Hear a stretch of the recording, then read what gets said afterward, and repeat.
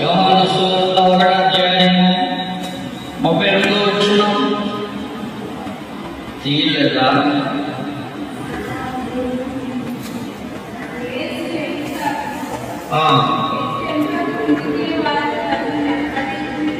వెంబడించడము చూచి మీరేమి వెతుకుతున్నారు అడుగగా, రవి చూసారా, నీవెక్కడ కాపురమున్నావయ్యా అడుగుతున్నారు. హల్లెలూయా. చాలా బోధకుడు. రవి అంటే బోధకుడు అని అర్థం. యేసు ప్రభువుని కూడా ఏమని అడుగుతున్నారు? కాపురం అంటే ఆయన అర్థం చెప్పండి. యేసు ప్రభువుకి మనలాగా భార్య బిడ్డలు ఉన్నారా చెప్పండి. మరి కాపురం అంటే ఇప్పుడేంటి? కలిసి ఉండడము, అందరితో కలిసి ఉండడము, చుట్టుపక్కల వారు కలిసి ఉండడం, లేకపోతే సంఘంతో కలిసి ఉండడము, దేవుని బిడ్డలతో కలిసి ఉండడము. దీన్ని కూడా బైబిల్ భాషలో కాపురం అని కూడా అంటారు. బైబిల్ భాషలో ఇది కాపురము అంటే కలిసి ఉండడము. హల్లెలూయా.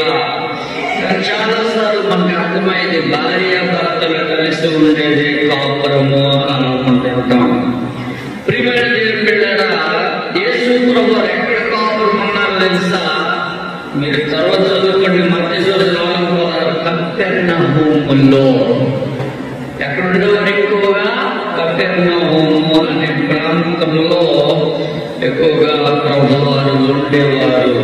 దేవుని ఇంటి బిడ్డలారా, మరి మనం చూస్తే బైబిల్లో బైబిల్ పరిషత్ గ్రంథంలో లూకా సువార్త 8వ అధ్యాయము 32-33 వచనాలు మనం చదివితే చూడండి. లూకా సువార్త 8వ అధ్యాయము 32వ వచనము 33వ వచనం చదువుతున్నాను. అక్కడ విస్తారమైన పందుల మంద కొండ మీద మేయుచుండెను కనుక వాటి వచ్చుచుండగా తమకు సెలవిమ్మని ఆయన వేడుకగా ఆయన సెలవిచ్చినప్పుడు దెయ్యములు ఆ మనుషులను విడిచిపోయి పందుల్లో చొచ్చింది కనుక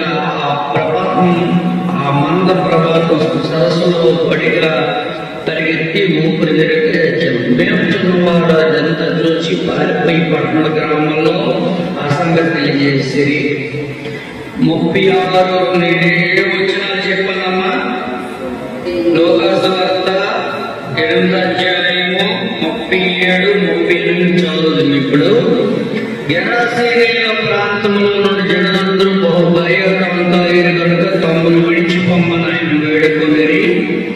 ఆయన దోణి ఎక్కి తిరిగి వెళ్ళిచుండగా దెయ్యములు వదిలిన మనుషులు ఆయనతో కూడా తమను ఉండనిమ్మని వేడుకొను. అయితే ఆయన ఏమంటున్నామా? నీవు నీ ఇంటికి వెళ్ళి ఇప్పుడు ప్రభువుని ఏం చేద్దాం అనుకుంటున్నాడు? దెయ్యం వదిలిపోయేవాడు ఆయనతో కలిసి ఉండాలని ఏం చేద్దాం అనుకుంటాడమ్మా? ఆయనతో కలిసి నడవాలని, ఆయనతో కలిసి సేవ చేయాలని, సువార్త చేయాలని, ప్రభు ఎక్కడికి వెళ్తే అక్కడకు వెళ్ళాలి అనే ఆలోచన ఈ వ్యక్తి కలిగి ఉన్నాడైతే ప్రభు అనుమతి ఇవ్వలేదు. నువ్వు నాతో కలిసి ఉండడం కాదు, నేను ముందు నీ ఇంటికి వెళ్ళు, నీ ఇంటికి వెళ్ళు, నీ ఇంటి వారికి కనపరుచుకో, నువ్వు ఎలా బాగుపడ్డావో, నీకు ఎలా స్వస్థ వచ్చిందో, నువ్వు ఇప్పుడు ఆరోగ్యంగా ఎలా ఉన్నావో, దయ్యాన్ని ఎలా వదిలిపోయిందో నీ ఇంటి వారికి వెళ్ళి నువ్వేం చేయాలి